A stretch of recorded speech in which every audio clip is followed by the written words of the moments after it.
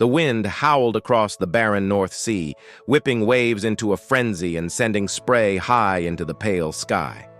A lone boat battled against the churning waters, driven by the urgent need for sanctuary.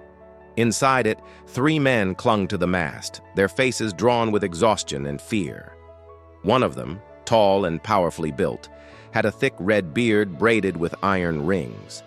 His eyes, the color of storm clouds, were fixed on the horizon, searching for a glimpse of land. Next to him huddled a younger man, slight of build with sandy hair and a determined expression. The third man, balding in patches, wore a fur cloak over his shoulders and kept a sharp lookout over the railing. As the boat tossed and turned, the youngest spoke up. "Surely we're close to land, right?" The big man shook his head, his jaw grim. "We have been at sea for many days now. Our supplies are low, and the storm shows no signs of abating." "There!" the lookout suddenly cried, pointing to a distant dark shape looming through the mist. "Land ho!" Hope surged through the weary travelers, renewing their strength. They pulled on the ropes, urging the boat forward. As they drew closer, they could make out a towering figure standing on the shore. He was tall and muscular, with skin as dark as storm clouds and long flowing hair the color of gold. His eyes, sharp and intense, seemed to pierce their very souls. When he spoke, his voice boomed like thunder. "Who comes to my shores?" The men exchanged uneasy glances. They were approaching the realm of Utgard, ruled by the fearsome giant Utgard, Loki's half-brother and one of the most powerful beings in all of Jotunheim. In Norse mythology, the world was divided into 9 realms, each with its own ruler. Asgard was home to the Aesir, the chief god of which was Odin. Vanaheim was ruled by Freyr and Freya. Midgard was where humans lived, and the giants resided in Utgard. Known for their immense size and strength, the giants were often at odds with the gods. Determined to put their best foot forward, the trio did their best to appear noble and important. "Fear not, mighty Utgarth," the biggest of the 3 said, his voice echoing with false bravado. "We mean you no harm. We are simply travelers who have been shipwrecked and seek only your aid and hospitality." Utgarth scrutinized them, his expression unreadable. Finally, he grunted. "Very well, I shall grant you safe passage. But know this, any trickery or deceit will be met with swift retribution." With that, he gestured for them to unload their boat and follow him. But their problems were far from over. As they entered Utgard, they found themselves in a vast courtyard surrounded by towering walls. Before them stood a massive gate adorned with snarling wolf heads. Suddenly, a deep voice boomed from behind them. "So, you would enter Utgard, eh? Then you must first prove yourselves worthy." They turned to see a huge boar blocking their path. Its tusks were like curved swords, and its eyes glowed with an eerie green light.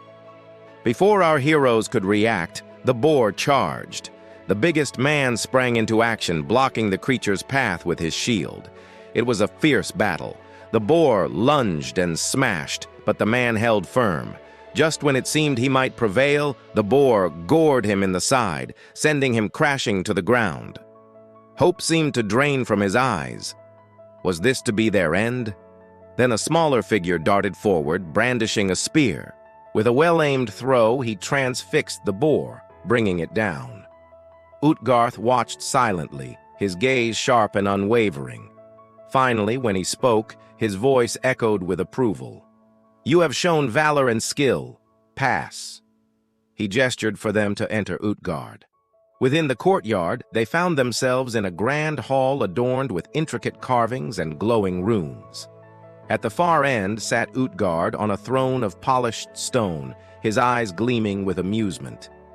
"I am impressed," he boomed, "but your trials are not yet over. If you wish to gain my favor, you must face Fenrir, my loyal companion." Fear flickered across their faces, but they knew they had no choice. Fenrir was a monstrous wolf, its fur as black as night. its eyes burning like molten gold. Its teeth were like daggers, and its claws sharper still. The men drew their weapons, bracing for battle. But after a vicious fight, they found themselves lying, wounded and defeated before Fenrir's might. Utgarth watched impassively as the wolf circled them, its hot breath steaming in the air. Then he spoke. "You have fought bravely, but your weapons are useless against Fenrir. To prove your worth, you must offer him something far greater, your hand." Their eyes widened in horror. To offer a hand to a monster like Fenrir was a fate worse than death. Yet they knew it was their only chance.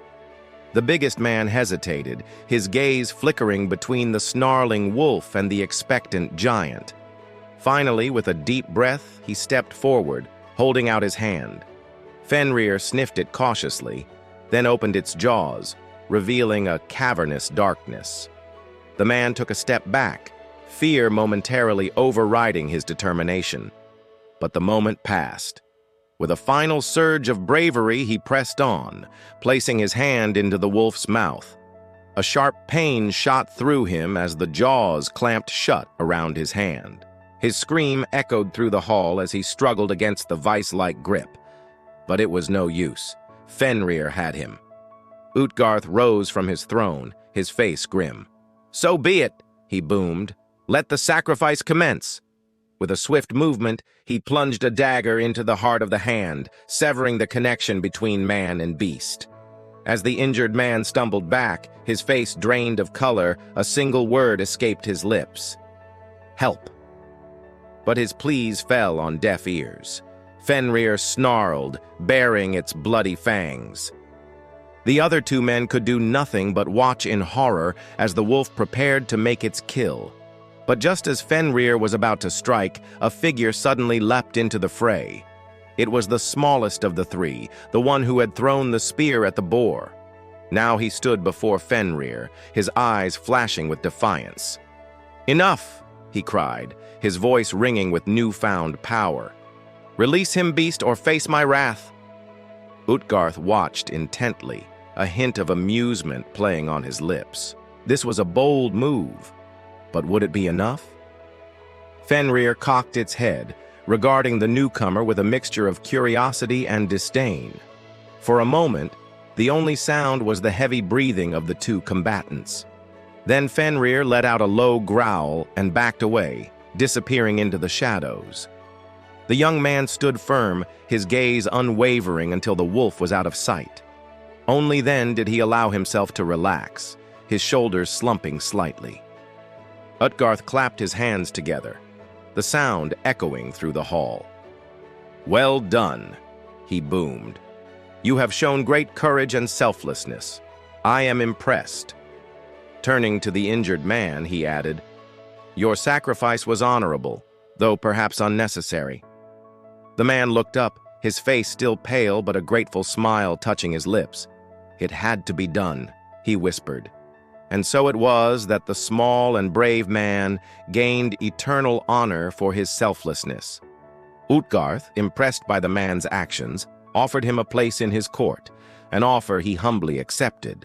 Together they worked to forge a bond of understanding between the gods and the giants, ensuring peace between their realms.